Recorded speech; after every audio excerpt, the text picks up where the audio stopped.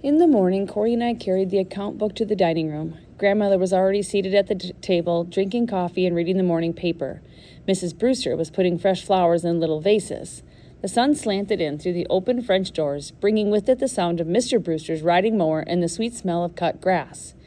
It was hard to believe, but in this very room, Miss Ada and her brother had once eaten their fancy meals while the poor starved. The lawn Mr. Brewster mowed had been fields where men labored from dawn to dusk. People had died in what was now the carriage house. I laid the account book in front of Grandmother. She set down her cup and stared at the soiled leather cover. "Where did you find this?" "The bad ones told us where to look," I said, unwilling to tell her exactly where it had been hidden. "It has all the names and numbers so we can make proper stones for the graves." 67 people are buried here," Corey put in. "That many?" Grandmother opened the book and ran her finger down the list of names. "How awful."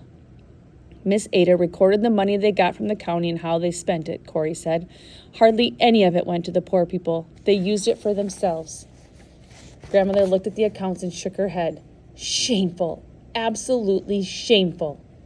Mrs. Brewster hovered at Grandmother's shoulder, scowling at the book. "The worst of it is, nothing's changed. All you have to do is look around at the rich people getting fat on the poor. Even the government ain't above it." With a sigh, Grandmother closed the book and pushed it aside. "The County Historical Society will be interested in this." Mrs. Brewster took our breakfast order. "When will you see to the headstones?" she asked Grandmother. "The sooner the better." Grandmother turned to us. "I suggest we visit a stonemason and bear today." A few hours later, Grandmother led us into the office of Daniel Green and Sons Limited. After a brief conversation with Mr. Green Jr., Grandmother practically went into shock at the cost of purchasing 67 gravestones. "There's a less expensive option," Mr. Green told us. "We could chisel all the names and numbers on one large stone at the savings of—" He did some quick figuring on his calculator and came up with the price Grandmother could afford. "I'm willing to reduce my profit," he said, "because of the historical significance of what you're doing. There's many a name on this list whose descendants live here still. They deserve to know where their ancestors are buried."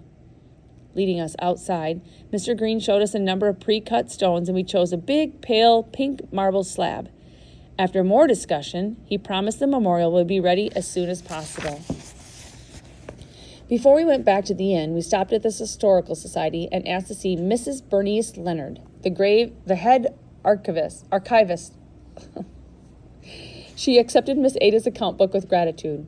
"My great-great-grandfather died at that farm," she said softly, "and so did his wife and some of his children. Their surname was Perkins. Are they among those in your book?"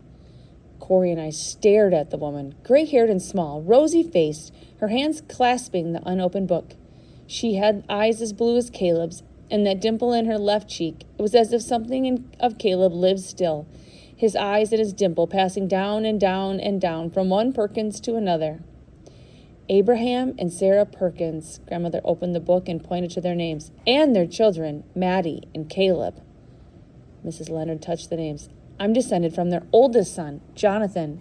He wasn't sent to the poor farm because he was indentured to a blacksmith." With a smile, she shook Grandmother's hand. "Thank you for bringing this to me." "Thank Corey and Travis," Grandmother said. "They're the ones who found the book." We left Mrs. Leonard turning the pages of the book and got into the truck, hot inside from sitting in the summer sun. "I wish we could tell Mrs. Leonard about Caleb," Corey said. "I don't think that would be a good idea," Grandmother said. "Why not?" Grandmother eased out of her parking space and headed south on Route 12.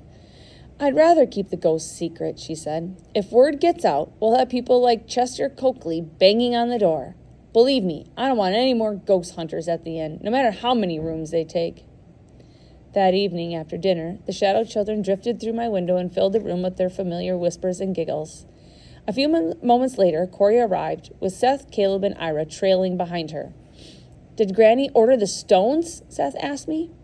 "Separate headstones turned out to be really expensive," Corey said in a low voice, looking ashamed. "So there's going to be one big pink stone with all the names and dates and numbers on it," I finished for her. Surrounded by the shadow children, they whispered together for a moment. "That will do," Caleb said, "though we would have liked to have our own stones." "I was hoping for a lamb," Seth said, "or an angel." What of the account book? Ira asked. Did you put it somewhere safe? We gave it to Mrs. Leonard at the County Historical Society, I said. She says she'll see it gets published so everyone can read the truth about the poor farm. A facsimile, Corey added.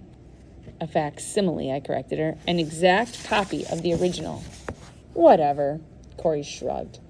Mrs. Leonard is descended from your brother Jonathan, I told Caleb. And she's got your dimple, Corey added. Caleb touched his cheek in wonder. So Jonathan lived and got married and had a family? That's grand, that is. How about me? Seth asked. Is she kin to me, too? The Brewsters are your kin, Ira reminded Seth. Seth shrugged. Yes, but the society lady sounds much more highfalutin than my grumpy old auntie. Corey yawned then, a big one, without even covering her mouth, and rubbed her eyes. We didn't get much sleep last night, I reminded the bad ones. At the same time, the shadow children began whispering to each other. Time to go, they whispered. Time to rest. Caleb watched them drift along the wall toward the window and slip outside. We better go too, he said. Good luck with the third thing, Ira whispered.